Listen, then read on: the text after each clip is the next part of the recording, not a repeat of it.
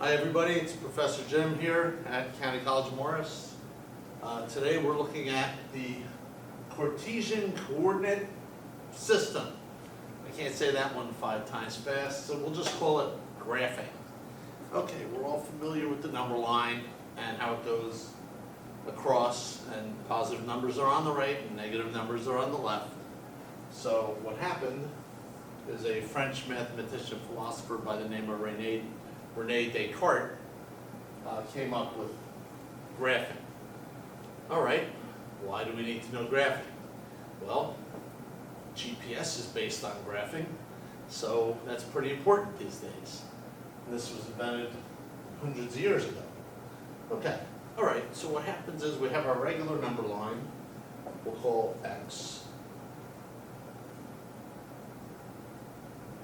And Descartes took the regular X number line and moved it up 90 degrees counterclockwise.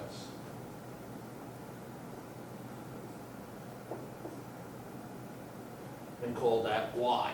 All right, so now we have a vertical number line.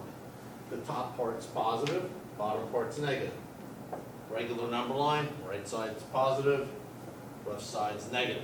Okay, so let's see, what can we do with this? All sorts of things.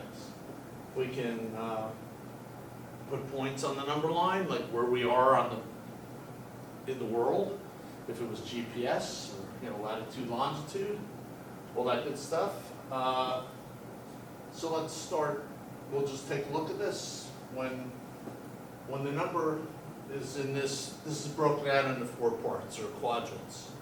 So when the number from X is first. So when the number from X is positive, and the number from Y is positive, it winds up in this quadrant, and that's called quadrant 1. And this is one of the things they actually use Roman numerals for. Okay, Descartes went, since he already spun this Y-axis off of the X-axis counterclockwise, the quadrants go counterclockwise. So when X is negative and Y is still positive, it's quadrant 2. Oops, quadrant 3 and quadrant 4. That's good. All right, so those are the quadrants. So when you're asked on a test, what's in quadrant 3, you can go, okay, I know where quadrant 3 is, and X is negative and Y is negative, so they're going to have 2 negative numbers. X goes first, Y goes second. Okay. All right, so we have these 4 quadrants.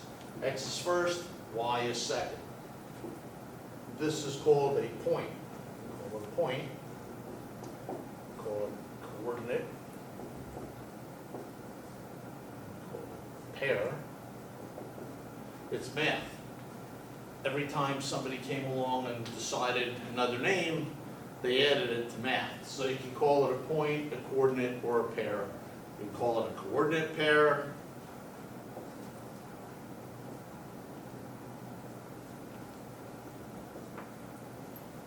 Probably just easier calling it a point. Okay, all right, so we can show X first, Y second. All right, let's pick 2 numbers. All right, how about 2 and 3? X is first, Y is second, 2 and 3, graphing. When we graph, when we show coordinates or pairs of numbers or points, whatever you like calling them on a graph, it is called plot. We were basically putting a point on a graph. That's all it means. All right, so this is called plotting a point or a series of points. Okay, let's pick some numbers here. And -1, -1. We'll pick four points here. We need something positive here. How about positive and negative? Okay, we're not showing a line, we're just taking points and putting them on the graph. Okay. 2 and 3, let's put some number line things going on here.